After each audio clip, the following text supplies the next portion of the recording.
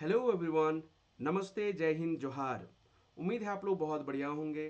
दोस्तों, आप सभी के लिए एक अपडेट आई है जेटेट को लेकर के।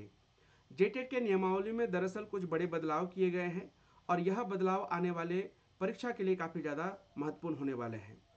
क्या किए गए हैं बदलाव और आने वाले परीक्षा में क्या होंगे परिवर्तन, इसके बारे में बात करने वाले हैं।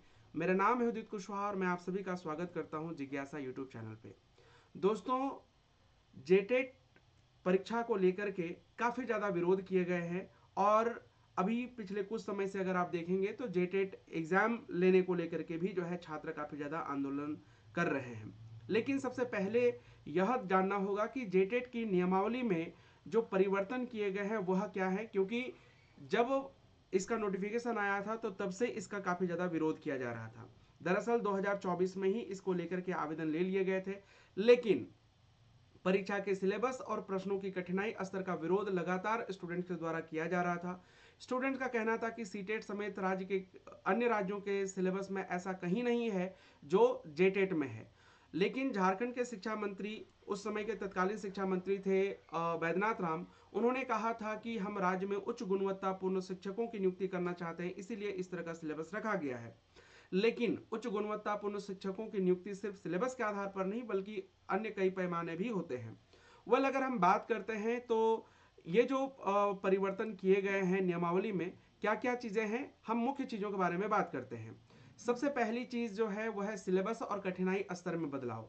पहले कक्षा 1 से लेकर के 5 तक की परीक्षा के प्रश्न 11वीं और 12वीं स्तर तक के सिलेबस के आधार पर होते थे और कठिनाई स्तर 10+2 तक का होता था। कक्षा 6 से 8 तक के लिए प्रश्न स्नातक स्तर के होते थे और इसी कारण से अभ्यर्थियों का लगातार विरोध किया जा रहा था। तो शिक्षा विभाग ने इसको लेकर के एक समिति बनाई और उसी समिति की सिफारिश के आधार पर अब ये बदलाव किए गए हैं। नया बदलाव जो किया गया है वह कक्षा 1 से लेकर के 5 तक के लिए प्रश्न अब कक्षा 1 से लेकर के 5 तक के सिलेबस के अनुसार होगा और जो कठिनाई का स्तर होगा वह मैट्रिक या उसके इक्विवेलेंट रहेगा।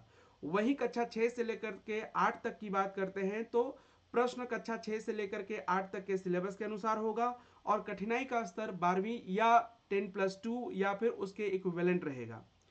पासिंग नियम में भी बड़ा बदलाव किया गया है साथियों। पहले हर एक विषय या हर एक खंड में अलग अलग पास होना अनिवार्य था, लेकिन अब यह बाध्यता समाप्त कर दी गई है और नया पासिंग क्राइटेरिया अब केवल ओवरऑल न्यूनतम अंक लाना ही अनिवार्य होगा। यानी सामान्य और ईडब्ल्यूएस वर्ग के लिए 60% और अन्य वर्ग के लिए 55%। तो अब जो है इसे थोड़ा आसान बनाने की कोशिश की गई है और यह आप सभी के लिए जो इस बार जेटेट का एग्जाम देंगे या फिर जो आने वाले समय में जेटेट का एग्जाम देंगे उनके लिए यह जानना बहुत ज़्यादा जरूरी है। तो ध्यान रख लीजिएगा, एक तो आपका आपके लिए ये इंपॉर्टेंट है और दूसरा जो है आपका कैसे बदला गया पैटर्न, ये जानना जरूरी है। तो अगर आप जेटेट का एग्जाम देने वाले हैं तो अपनी तैयारी को जो है और बेहतर कीजिए, क्योंकि जो है अब इसे थोड़ा और आसान बना दिया गया है। तो मुझे लगता है कि जेटेट पास करना अब आपके लिए थोड़ा सा और इजी हो जाएगा। मुझे उम्मीद है ये जानकारी आपको पसंद आई होगी और अगर आप इससे जुड़े हुए नहीं हैं तो किसी ऐसे साथी को जरूर शेयर कर दें जो जेटेट का एग्जाम देने वाले हैं या आने वाले समय में जेटेट पास करके झारखंड में शिक्षक के पदों पर नियुक्त होने वाले हैं। चैनल पर नए हैं तो सब्सक्राइब जरूर कर लीजिएगा, बेल आइकन को प्रेस कर लीजिएगा और सेशन पसंद आई हो तो लाइक एंड शेयर भी जरूर कर दीजिएगा। बहुत बहुत धन्यवाद सभी को। जय हिंद, जय जवाहर एंड जय Jharkhand. I hope you have a great day.